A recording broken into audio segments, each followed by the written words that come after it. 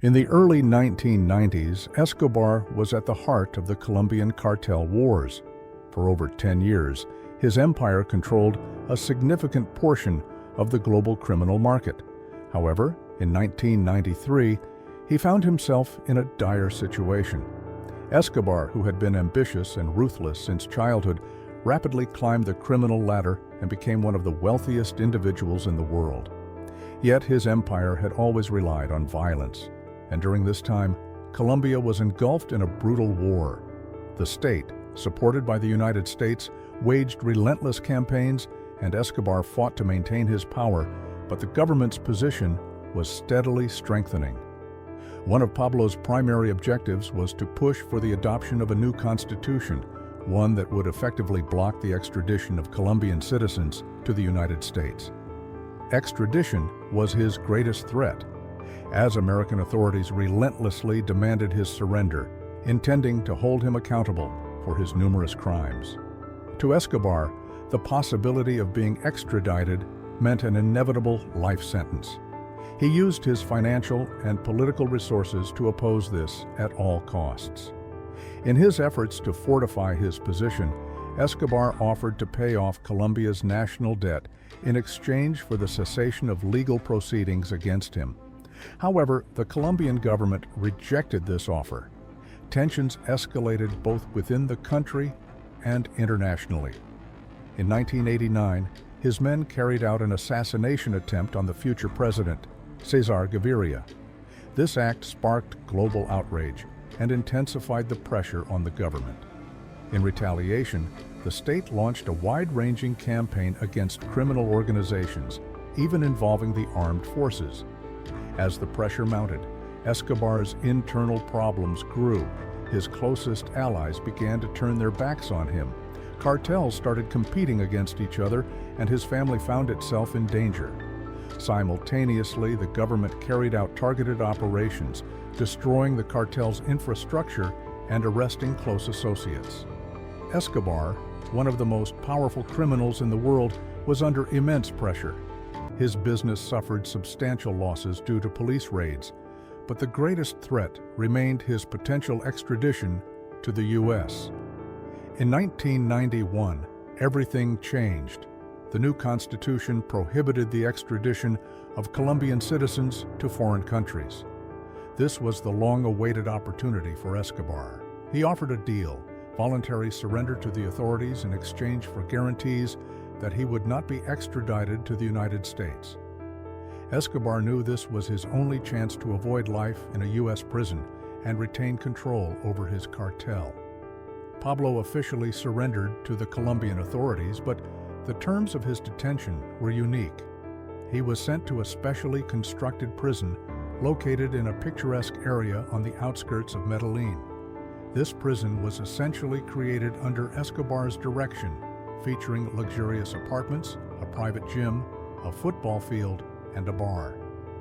Escobar lived in comfort, surrounded by his people and servants. At first glance, this arrangement appeared to be a compromise that worked for all parties. Escobar avoided extradition, and the Colombian government could claim a victory in the battle against criminal organizations. However, in reality, Pablo continued to run his cartel from prison. He stayed in contact with the outside world through trusted individuals, controlled financial flows, and made key decisions for the business. For him, this prison was less of a punishment and more of a convenient hideout from the outside world, where he could enjoy comfort and security. However, his decision to surrender came with consequences. Discontent grew within the cartel, and many of his partners felt betrayed and feared that this decision would weaken their positions. Even influential figures began to question whether Pablo could effectively manage his business from prison. His family also suffered as a result of this decision. While he managed to provide them with some degree of security, state forces and enemies continued to exert pressure. His wife and children were constantly at risk of attack or arrest.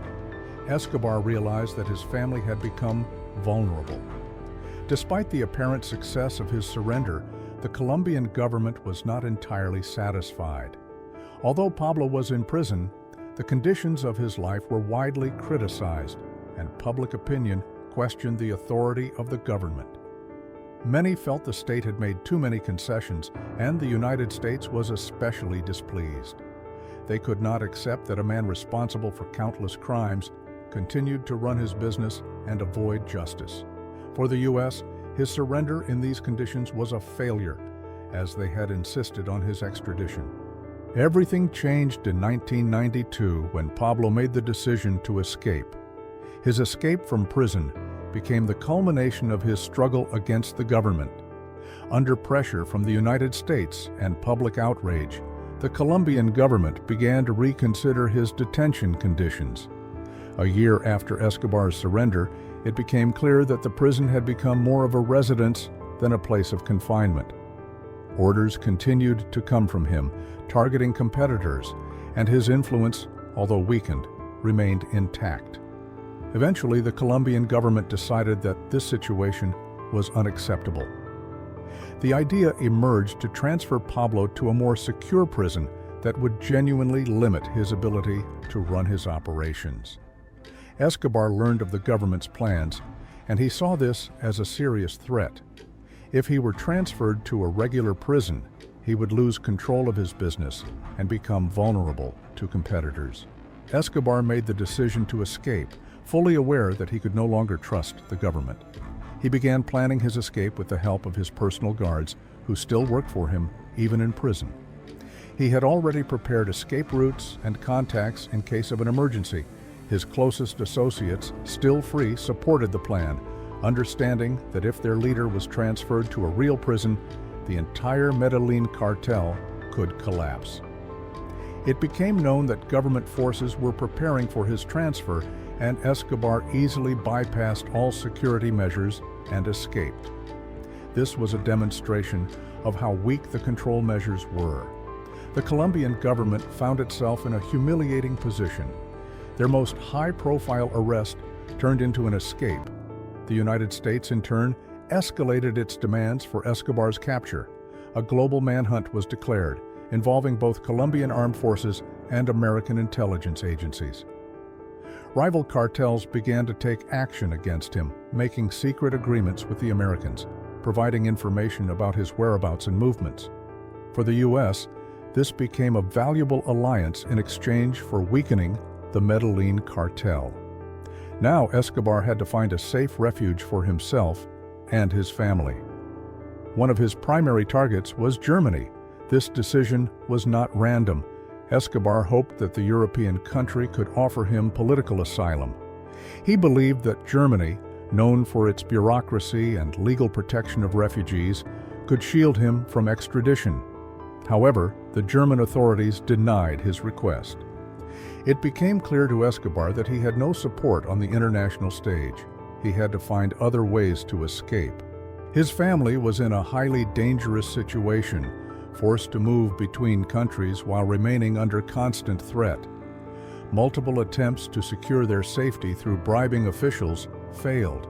His family became his weak spot, and enemies quickly took notice. After escaping, Escobar began to hide in various safe houses around Medellín, constantly changing his location. Both Colombian forces and American agents were hunting him. He now had to live as a fugitive, constantly in fear and tension. His life had drastically changed.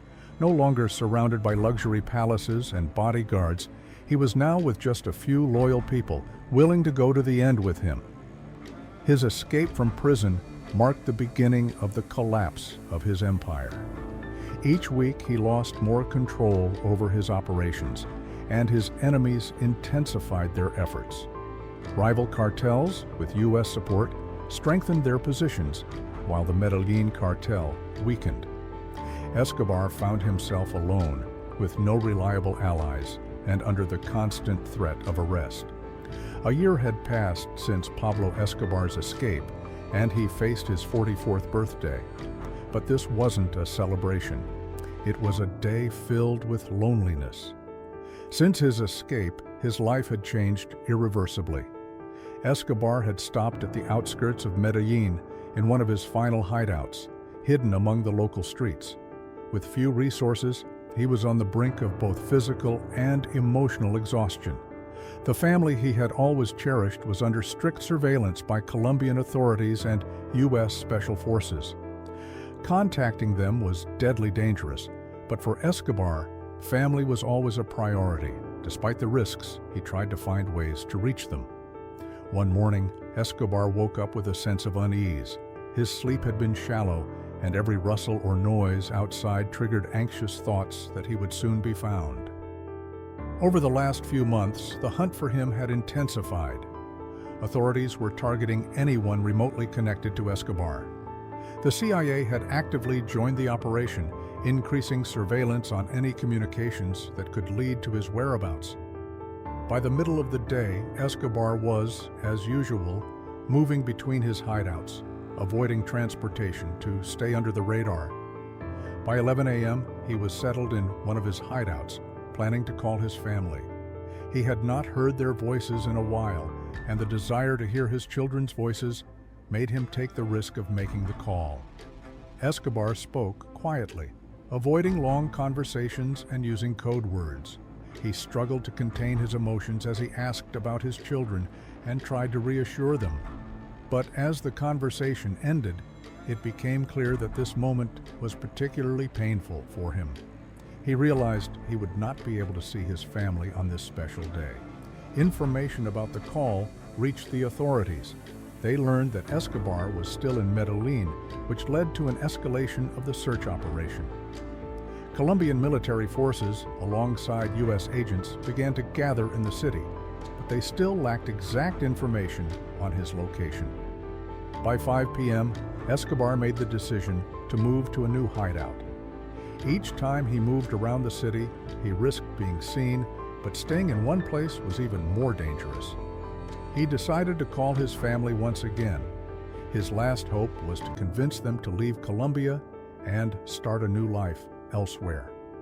He knew he could find refuge abroad, but his pride and attachment to Medellín prevented him from leaving his homeland.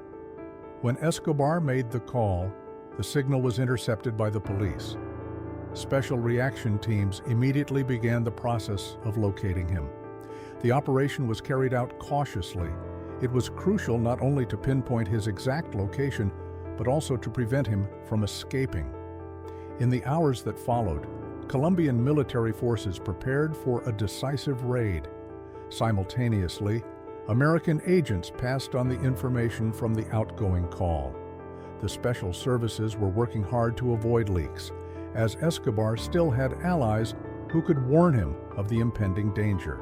At this point, Escobar was unaware that the police were already close.